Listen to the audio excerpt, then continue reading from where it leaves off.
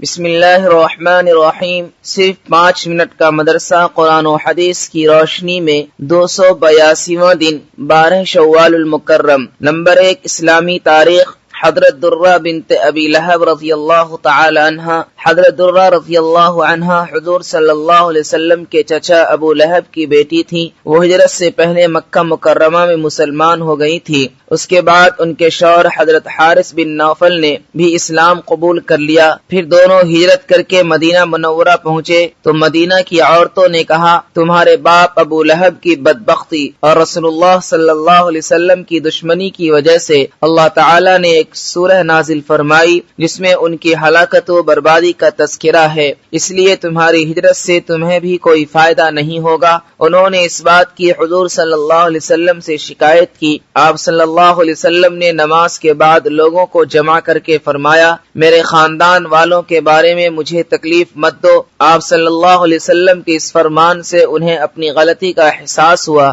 حضرت درہ رضی اللہ عنہ کی فضیلت کے لیے اتنا کافی ہے کہ حضور صلی اللہ علیہ وسلم نے ان سے فرمایا، جو تمہیں غصہ دلائے گا اللہ کو بھی ان پر غصہ آئے گا، میں تم سے ہوں اور تم مجھ سے ہو۔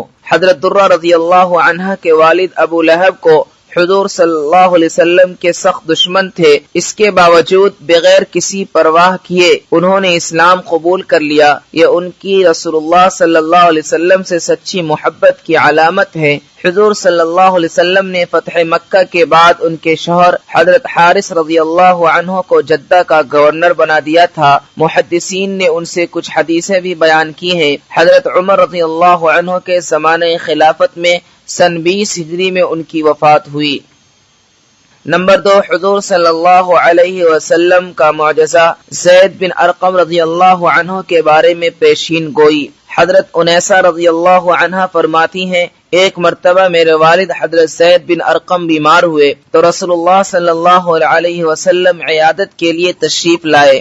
آپ صلی اللہ علیہ وسلم نے فرمایا، یہ بیماری تو اتنی زیادہ خطرناک نہیں، اس لیے کوئی حرج نہیں، لیکن میری وفات کے بعد آپ کی بینائی چلی جائے گی اور آپ کی عمر بھی زیادہ ہوگی، اس وقت آپ کیا کریں گے؟ تو حضرت زید رضی اللہ عنہ نے فرمایا، تب تو میں ثواب کی امید رکھوں گا اور صبر کروں گا۔ حضور صلی اللہ علیہ وسلم نے فرمایا، تم بغیر حساب کی جنت میں داخل ہوگے۔ چنانچہ آپ صلی اللہ علیہ وسلم کے فرمان کے مطابق آپ صلی اللہ علیہ وسلم کی وفات کے بعد حضرت زید رضی اللہ عنہ کی آنکھ سے روشنی ختم ہو گئی۔ پھر کچھ مدت بعد اللہ نے ان کی بینائی واپس کر دی اور پھر وفات پائی۔ نمبر 3 ایک فرض کے بارے میں سچی گواہی دینا۔ قرآن میں اللہ تعالیٰ فرماتا ہے، اے ایمان والو، انصاف پر قائم رہتے ہوئے اللہ کے لیے گواہی دو، چاہے وہ تمہاری ذات، والدین اور رشتہ داروں کے خلاف ہی کیوں نہ ہو۔ فائدہ، سچی گواہی دینا اور جھوٹی گواہی دینے سے بچنا ضروری ہے۔ نمبر 4 ایک سنت کے بارے میں دشمن سے بچنے کی دعا۔ رسول اللہ صلی اللہ علیہ وسلم جب کسی قوم سے خوف یا ڈر محسوس کرتے تو یہ دعا پڑھتے، اللہم انا نجعلک فی نحورہم ونعوذ بک من شرورہم۔ ترجمہ، اے اللہ، ہم تجھ کو ان دشمنوں کے مقابلے میں پیش کرتے ہیں اور ان کے شر سے پناہ چاہتے ہیں۔ نمبر 5 ایک اہم عمل کی فضیلت، تقوی اور حسن اخلاق کا درجہ۔ رسول اللہ صلی اللہ علیہ وسلم سے پوچھا گیا کہ کس عمل سے اکثر لوگ جنت میں جائیں گے، تو رسول اللہ صلی اللہ علیہ وسلم نے فرمایا، تقوی اور اچھے اخلاق کی وجہ سے۔ نمبر 6 ایک گناہ کے بارے میں اللہ اور رسول کی نافرمانی کرنا۔ قرآن میں اللہ تعالیٰ فرماتا ہے، جو شخص اللہ اور اس کے رسول کا کہنا نہ مانے وہ کھلی ہوئی گمراہی میں ہے۔ نمبر 7 دنیا کے بارے میں سواری کے جانور۔ قرآن میں اللہ تعالیٰ فرماتا ہے، اسی نے یعنی اللہ تعالیٰ نے گھوڑے، خچر اور گدھے بھی پیدا کیے تاکہ تم ان پر سوار ہو کر زیب و زینت حاصل کرو، اور آئندہ بھی ایسی چیزیں پیدا کر دے گا جن کو تم ابھی نہیں جانتے۔ نمبر 8 آخرت کے بارے میں اہل جنت کی عمر۔ رسول اللہ صلی اللہ علیہ وسلم نے فرمایا، جنتی لوگ جنت میں بغیر داڑھی کے سرما لگائے ہوئے 30 یا 33 سالہ نوجوان کی شکل میں داخل ہوں گے۔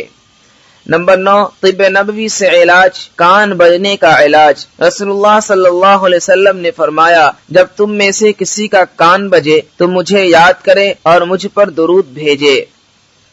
نمبر 10 نبی صلی اللہ علیہ وسلم کی نصیحت۔ رسول اللہ صلی اللہ علیہ وسلم نے فرمایا تم موت کی تمنا نہ کرو کیونکہ آخرت کا معاملہ نہایت سخت ہے، اور نیک بختی کی علامت یہ ہے کہ عمر زیادہ ہو اور اس کو توبہ کی توفیق مل جائے۔